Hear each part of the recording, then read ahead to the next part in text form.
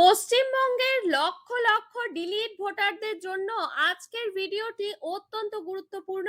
SIR বা special intensive revision প্রক্রিয়ায় যাদের নাম ভোটার তালিকা থেকে বাদ পড়েছে তাদের জন্য নির্বাচন কমিশনের পক্ষ থেকে গুরুত্বপূর্ণ একটি নির্দেশ জারি হয়েছে।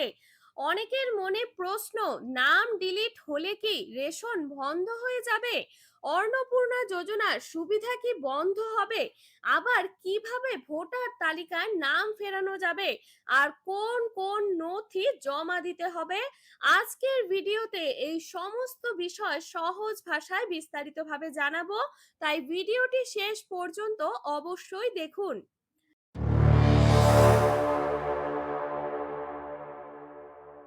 প্রথমেই একটি বড় বিষয় পরিষ্কার করে নেওয়া যাক। গত কয়েকদিন ধরে নানা ধরনের খবর ছড়িয়ে পড়েছে যে ভোটার তালিকা থেকে নাম বাদ গেলে নাকি রেশন বা অন্নপূর্ণা যোজনার সুবিধাও বন্ধ হয়ে যাবে। কিন্তু বর্তমানে এই বিষয়ে নির্বাচন কমিশন বা সরকারিভাবে এমন কোনো নির্দেশ জারি করা হয়নি। অর্থাৎ শুধুমাত্র ভোটার তালিকা থেকে নাম বাদ যাওয়ার কারণে রেশন বা অন্নপূর্ণা যোজনার সুবিধা বন্ধ করার কোনো সরকারি সিদ্ধান্ত নেই, তাই গুজবে বিশ্বাস করবেন না। এবার আসি নির্বাচন কমিশনের নতুন নির্দেশে। কমিশন জানিয়েছে যাদের নাম ভোটার তালিকা থেকে বাদ পড়েছে তারা যত দ্রুত সম্ভব নিজেদের ভোটার স্ট্যাটাস যাচাই করুন। নাম ডিলিট থাকলে নির্ধারিত নিয়ম অনুযায়ী পুনরায় আবেদন বা আপিল করতে হবে। নির্দিষ্ট সময়ের মধ্যে সঠিক নথি জমা দিলে নাম পুনর্বহালের সুযোগ রয়েছে। বর্তমান তথ্য অনুযায়ী এসআইআর প্রক্রিয়ায় প্রায় 91 লক্ষ ভোটারের মধ্যে প্রায় 34 লক্ষ মানুষ ইতিমধ্যেই পুনরায় আবেদন বা আপিল করেছেন। অনেক ক্ষেত্রে দেখা গেছে বানান ভুল, ঠিকানার অসঙ্গতি, পরিবারের তথ্যের অমিল বা প্রযুক্তিগত ত্রুটির কারণেও ভোটারের নাম বাদ পড়েছে। তাই কোনো গুজব শুনে আতঙ্কিত না হয়ে আগে নিজের নাম ভোটার তালিকায় আছে কিনা অবশ্যই যাচাই করুন। এবার আসি নথিপত্রের বিষয়ে। অনেকেই শুনানির সময় সরকারি আবাস যোজনা, বাড়ির কাগজ বা অন্যান্য নথি জমা দিচ্ছেন, কিন্তু নির্বাচন কমিশন জানিয়েছে এই ধরনের কাগজ ভোটার হিসেবে পরিচয় প্রমাণের বৈধ নথি নয়।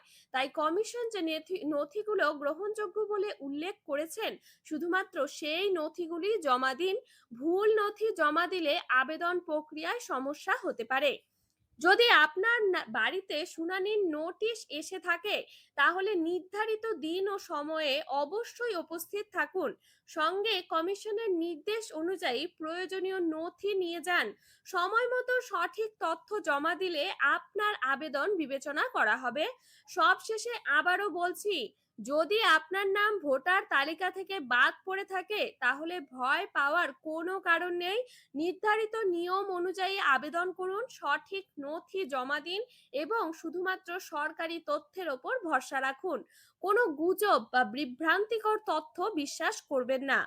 আজকের ভিডিওতে দেওয়া তথ্য যদি আপনার উপকারে আসে তাহলে ভিডিওটি অবশ্যই একটি লাইক করুন এবং আপনার পরিবার, বন্ধু ও পরিচিতদের সঙ্গে শেয়ার করুন যাতে তারাও সঠিক তথ্য জানতে পারে।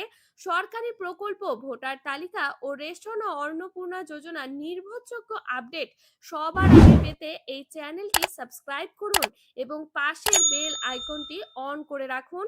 সবাই ভালো থাকুন, সুস্থ থাকুন। ধন্যবাদ।